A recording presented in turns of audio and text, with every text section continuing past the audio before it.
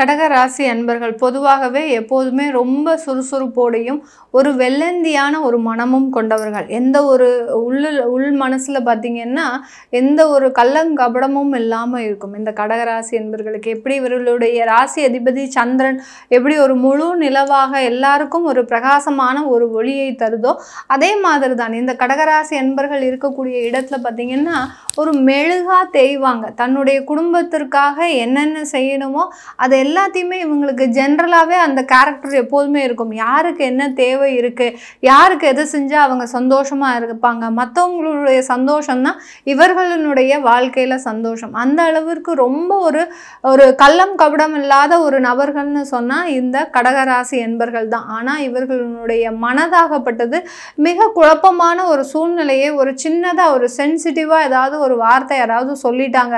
ஏன்னா இவர்கள் இருக்கிறதே அந்த ஃபேமிலிக்காக தான், அந்த ஒரு தொழிலுக்காக தான், அந்த வேலைக்காக தான். அந்த இடத்துல யாராவது இவங்களை ஏதாவது சொல்லிட்டாங்க, தப்பித்தவறு ஏதாவது சொல்லிட்டாங்கன்னா அந்த வார்த்தைகளை போட்டு மனதுக்குள்ள ஒரு குப்பையாக கிளறிக்கிட்டே இருப்பாங்க இந்த கடகராசி என்பர்கள். அந்த அளவிற்கு இவர்களுடைய உள்ளமாகப்பட்டது ஒரு குழப்பமான ஒரு சூழ்நிலையை திடீர்னு சந்திக்கக்கூடிய ஒரு நேரமாக இருக்கும். இவர்களுக்கு இந்த கடகராசி என்பர்களுக்கு வரக்கூடிய 110 நாட்கள் பிப்ரவரி மாதம் 4ஆம் தேதியிலிருந்து மே மாதம் 19ஆம் தேதி வரைக்கும் பார்த்தீங்கன்னா 3 கிரகங்களின் சேர்க்கையாகப்பட்டது இவர்களுக்கு எந்த மாதிரியான பலனை கொடுக்க போகுது. இவர்களுடைய அந்த சுகஸ்தானாதிபதியாகப்பட்ட அந்த சுக்கிரன், சுகஸ்தானாதிபதி லாபஸ்தானாதிபதியாகப்பட்ட அந்த சுக்கிரன் ஆகப்பட்டவர் உங்களுடைய 9ஆம் இடமான அந்த பாக்யஸ்தானத்தில் இருக்கிறார். அந்த பாக்யஸ்தானத்திற்குரிய அந்த குரு பகவான் உங்களுடைய லாபஸ்தானத்தில் இருக்கிறார். அப்படி இருக்கும்போது அந்த பாக்யஸ்தானத்தில் சுக்கிரனும் ராகுவும் சேர்ந்து இந்த குருவோடைய பரிவர்த்தனை ஆகும்போது இந்த கடகராசி என்பர்களுக்கு நீங்க நினைத்தது எல்லாமே நிறைவேறக்கூடிய ஒரு நேரம். இந்த மாதிரியான ஒரு வாழ்க்கைக்கு தான் ரொம்ப நாளாக காத்துட்டு இருக்கிறீங்க. ஏதாவது ஒரு நல்லது நடக்காதா, நமக்கு நம்மளுடைய வாழ்க்கையில ஒரு பேரின்பமான ஒரு நேரம் வராதா, ஒரு ரொம்ப பெரும் மகிழ்ச்சியான நேரம்லாம் இல்லை, ஒரு நிம்மதியான ஒரு மூச்சு விடக்கூடிய ஒரு டைம் வராதா அப்படின்னு ரொம்ப எதிர்பார்த்துட்டு இருக்கிறீங்க. அதற்குண்டான ஒரு நேரம் தான். ஏன்னா கிட்டத்தட்ட 2 வருடங்களாக இந்த கடகராசி என்பர்களுக்கு அப்படியே வாழ்க்கையை புரட்டி போட்ட ஒரு கோலம் தான் சொல்லணும்.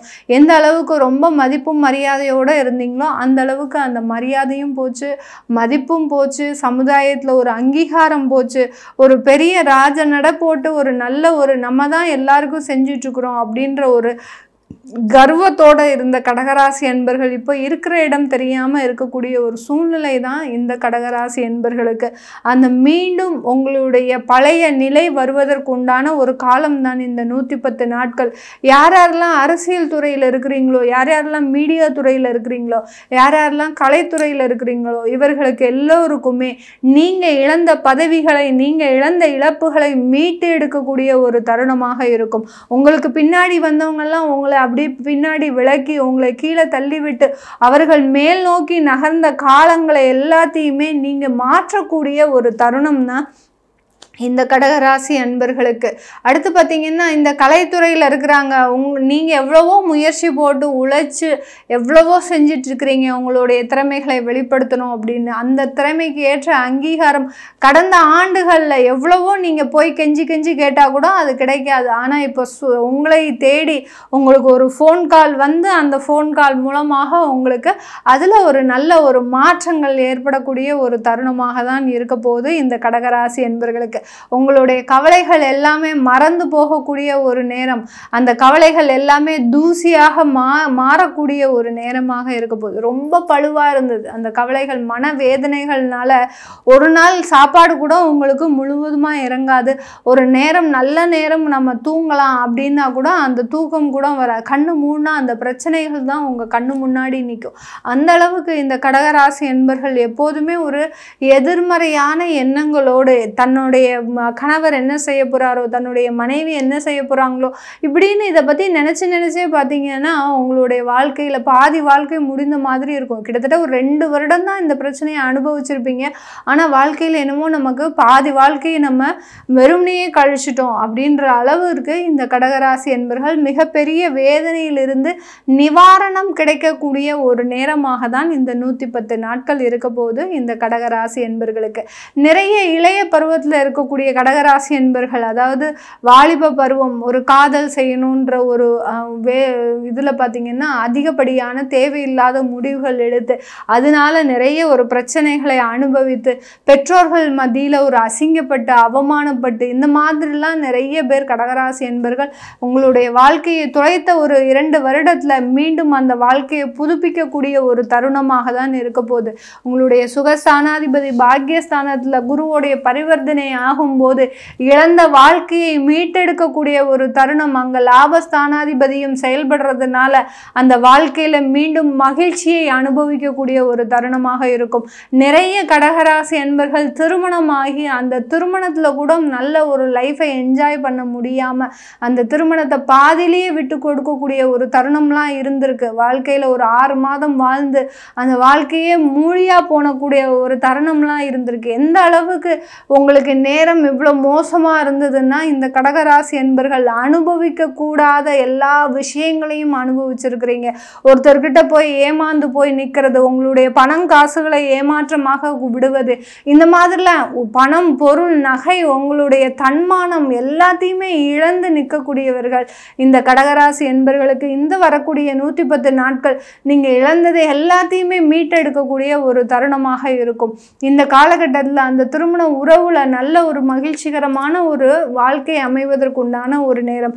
சில பேருக்கு திருமண முயற்சிகள் எடுக்கிறதுக்கே பயம். கடகராசி என்பர்கள் எங்கே திருமண முயற்சி எடுத்தால் அங்கே நம்ம பாதிக்கப்பட்டுருவோமோ, எனக்கு நேரம் நல்லா இல்லையே, என்னுடைய தசாபுத்தி நல்லா இல்லையே, இந்த மாதிரிலாம் பாதி பேர் தெரிஞ்சு வச்சுக்கிட்டு அந்த திருமணத்திற்கு உண்டான முயற்சிகளே எடுக்காமல் தன்னுடைய காலங்களை வெறுமனையே தள்ளி வரக்கூடிய ஒரு நேரமாக இருந்திருக்கும்.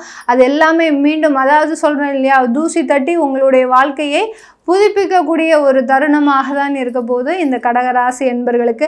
வேலை இழந்தவர்களுக்கு, கடகராசி என்பர்களுக்கு முக்கியமாக சொல்லணும்னா இந்த வேலை இழப்புகள் அதிகமாக இருக்கும். ஒரு இடத்துல நிலையாக வேலை பார்க்க மாட்டேங்கிறார் மேடம் என்னுடைய கணவர், அவர் கடகராசி என்பராக இருப்பார்.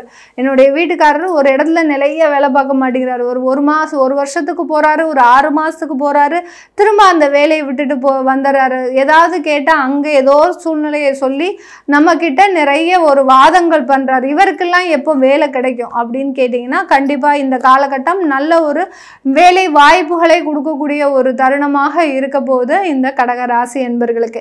ஏன்னா அவங்களுடைய 7ஆம் இடத்தை அந்த குரு பரிவர்த்தனையோடு சேர்ந்து பார்க்கும்போது கண்டிப்பாக அந்த ஒரு வேலை வாய்ப்புகள், வெளிநாடு செல்வதற்குண்டான ஒரு யோகங்கள், அடுத்து அந்த வெளிநாட்டில் இருக்கக்கூடிய அந்த வேலையின் மூலமாக அதிக வருமானங்கள், நிறைய ஆடம்பர விஷயங்களை அனுபவிக்கக்கூடிய ஒரு தருணம், இது எல்லாமே நடக்கக்கூடிய ஒரு நேரமாக இருக்கும் இந்த கடகராசி என்பர்களுக்கு. இந்த கடகராசி என்பர்கள் முக்கியமாக நீங்கள் எந்த இடத்துல ரொம்ப கேர்ஃபுல்லாக இருக்கணும். ஏன்னா அஷ்டம சனி இப்போ தான் முடிஞ்சு வெளியில் வர போகிறீங்க. அப்படி இருக்கும்போது எந்த இடத்துல ரொம்ப கேர்ஃபுல்லாக இருக்கணும் அப்படின்னு கேட்கும்போது இந்த கடகராசி என்பர்கள் உங்களுடைய வெளிவட்டார தொடர்புகளோடு ரொம்ப கேர்ஃபுல்லாக இருக்கக்கூடிய தருணம். வீட்டுக்குள்ளே 3வது நபரை நீங்கள் அனுமதிக்கவே அனுமதிக்காதீங்க. அந்த 3வது நபர்கள் மூலமாக தான் உங்களுக்கு ஒரு பெரிய ஒரு பிரச்சனையே காத்துட்டு இருக்குது இந்த 110 நாட்கள்ல. அதனால அந்த 3வது நபர் யாராக இருந்தாலும் சரி, உங்களுடைய பெற்றோர்களே இருந்தாலும், கணவன் மனைவிக்குள்ள யாரையும் நீங்க உள்ள அனுமதிக்கவே கூடாது. அனுமதிச்சீங்கன்னா அங்க ஒரு பெரிய ஒரு பூதாகரமான ஒரு பிரச்சனைகள் வெளியில எழும்பக்கூடிய ஒரு நேரமாக இருக்கும். அதனால இதெல்லாம் கொஞ்சம் அவாய்ட் பண்ணிட்டீங்க. ஒரு ஃப்ரெண்ட்ஸோ ஒரு ரிலேட்டிவ்ஸோ யாரையுமே உள்ள அனுமதிச்சிங்கன்னா தேவையில்லாத பிரச்சனைகள் உருவாகுவதற்குண்டான ஒரு நேரம். இது எல்லாமே நம்ம கோச்சார நிலவரப்படி பலன்களை பார்த்து சொல்லியிருக்கிறோம். உங்களுடைய தசாபுத்தி பலன்களை தெரிஞ்சுக்கணும் அப்படின்னு விருப்பப்படுறவங்க கீழே இருக்கிற நம்பருக்கு வாட்ஸ்அப்பில் அப்பாயின்மெண்ட் வாங்கிக்கிட்டு நீங்கள் என்கிட்ட கன்சல்ட் பண்ணிக்கலாம். உங்களிடமிருந்து விடைபெறுவது உங்கள் ஆஸ்ட்ரோ பூர்ணா. நன்றி, வணக்கம்.